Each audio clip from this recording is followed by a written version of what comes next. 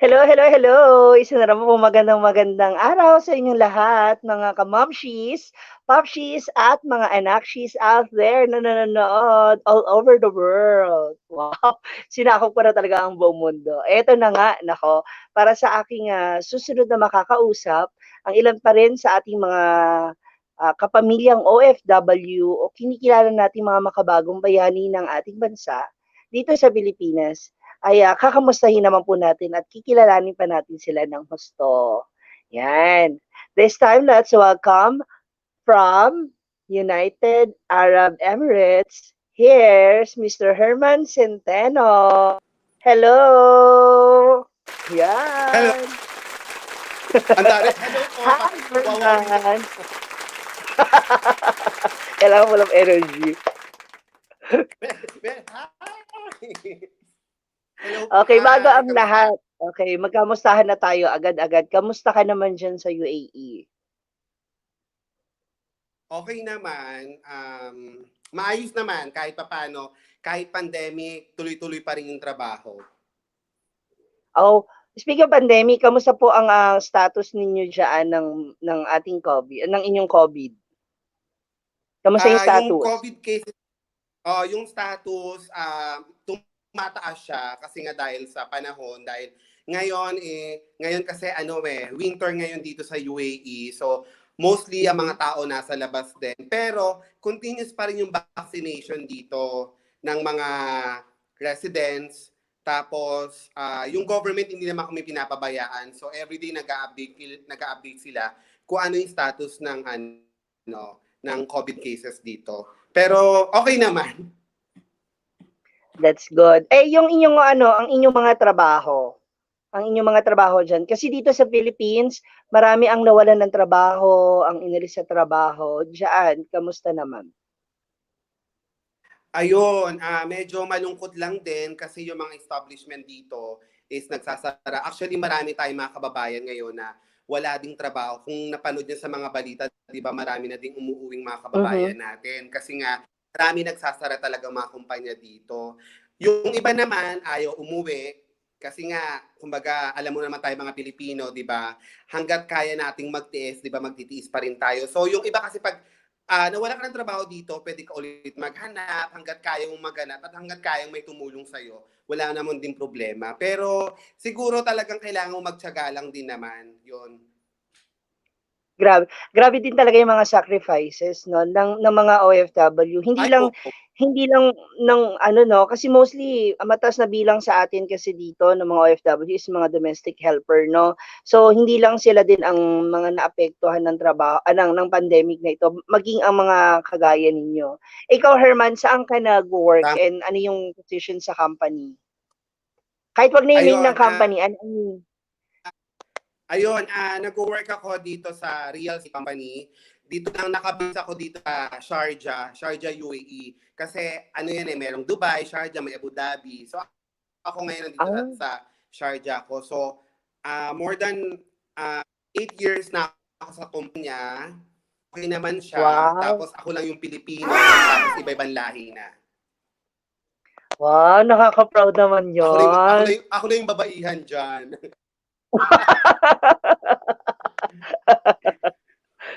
Oh, eh kamusta naman ang love life? May love life naman ba? Ay, wala ang ano lang. Kasi may corona din ngayon, di ba? COVID din ngayon, medyo nakakatakot, di ba? Correct. Nakakatawa nga. Alam mo, may experience ako last week lang. Natawa ako eh. Gusto niya magpa-aura sa akin. Hinihingan ba naman ako ng swab test? Kung penny daw paper, kung nagpa-swab test, tapos papa-aura daw siya. Loka. Isa na palang requirements ngayon yun. Diyos ko po, ano ba yan? Ang pangit para magkaroon ng love life ngayon, may mga Kaloka. requirements. Oh, kamusta po ang iyong mga family dito sa Philippines? Ang iyong parents? Si tatay, pati yung nanay ko, okay naman sila. Nasa probinsya, alam mo Mhm. naman sa probinsya, di ba, sariwa ang lahat. Kaya, Correct. kampante kami na okay sila. So, ayun, normal naman daw sila. Normal yung pamumuhay nila sa probinsya. Much better.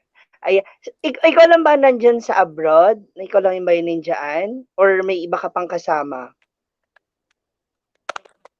Ano kami, apat kami magkakapatid. Apat kami magkakapatid nandito. Ah, Yung bunso, tapos ako.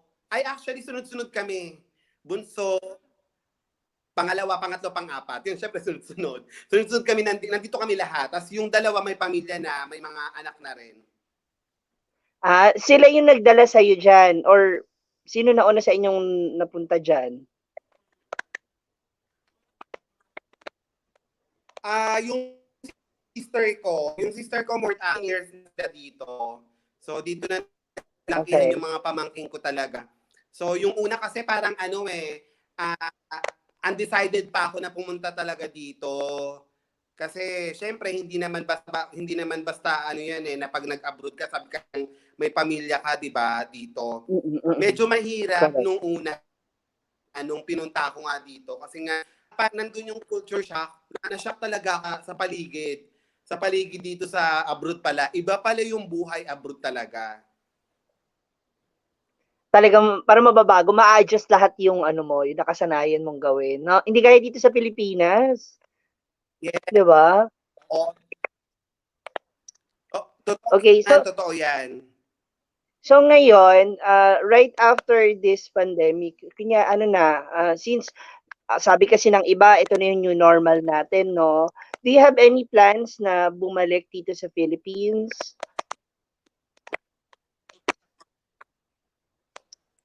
Siguro para magbakasyon lang. So, samantalin ko na taon na kasama ko yung nanay tatay ko. Talagang super bonding Hmm, ulit kami. Kasi every bakasyon ko talaga, gusto kong magkaroon kami ng memories na talagang hindi nila nakakalimutan talaga. Like, last bakasyon ko, pinag-tour ko sila, nag-tour kami sa Taiwan. So, tuwang-tuwa sila. oo nga, eh, nakita ko First travel yun. naming family talaga. So, ayun, nakita ko na sobrang nakakatuwa kasi alam mo yung pinag talaga ako sa mga kaibigan nila, sa mga kilala namin, ibang-iba na daw si Balong, na ganun nga. Pero hindi, syempre, alam mo naman tayo, di ba? Pagdating sa pamilya talaga, lahat gagawin mo talaga para mapasaya mo. Buhos, buhos. Lalong-lalo na, syempre, yung nanay, tatay ko, sabi ko sa sarili ko, na habang buhay pa nanay, tatay ko, ipaparanas ko yung magandang buhay para sa kanila. Kasi, Correct. like you said, di ba, ayokong pagsisihan na pag wala na sila, hindi ko mabibigay yung gusto nila. Di ba? Correct. That's why I love you Kaya din yun. kasi that's why I love you din kasi you really love nanay and tatay so much, 'di ba? Correct. Ikaw naman, for 8 years mo na diyan, ano yung masasabi mong naging achievements mo for yourself? Yung masasabi mong because of my hard work at pagtatrabaho, yung sakripisyo ko sa ibang bansa, ito yung naipundar ko, yung nagawa ko para sa sarili ko, para sa pamilya ko. Actually, nasasabi ko na dito sa mga kaibigan ko talaga, malaki na bago ng mula nag-abroad talaga ako. Kahit kami magkakapatid. Siyempre, bilang Mm. ako na single, wala naman, kumbaga, ang responsibilidad ko lang naman talaga yung nanay, tatay ko, yung family namin, di ba? Iba po dati sa ngayon. Kasi kung for sure, hindi naman, yung iba na naman na kaibigan mo at kaibigan ko rin, sobrang hirap po ng buhay namin dati. Kami nakatira lang kami sa Noon. squatter talaga, illegal yung kuryente namin, illegal yung tubig namin, hindi kami nakakain Mm. ng 3 beses ang araw, nandiyan yung minsan kakain lang kami, ang ulam namin gipsy, lechon manok, oishi, pero ngayon, talagang I'll make sure na talagang kaya kong i-prove, kumbaga ma-provide lahat ng gusto ng nao, maging maayos sila. Kasi ayun yung isa sa mga goal ko talaga para sa kanila. So, Correct. siguro yon nakabili na ako ng tricycle, lupa, meron na yung business namin, na Wow, meron kaming nice. konting palayan. Tapos yung ayun, yung kahit sabi ko na sa nanay ko na bumili ka, pag nagpapadala ako, bumili ka kung anong gusto mo, mag-vitamins ka, basta wala akong ano sa kanya. Tapos kung ano yung gusto ng nanay tatay ko, ibinibigay ko. Ayun, so yung fulfillment ko na talagang masabi kong siguro ano na talaga, ito na talaga ako ngayon, yung gano'n. Masaya na ako para Na-reach sa mo kanila na. dahil nga masaya din naman sila. Correct. Correct. Ano yun times 10 yung balik. Alam mo yun, kapag masaya sila, mas masaya ka, higit kanino pa man, di ba? Kaya kapag sila nagkakasakit o na-stress sila, kasi mas naapektuhan tayong mga anak.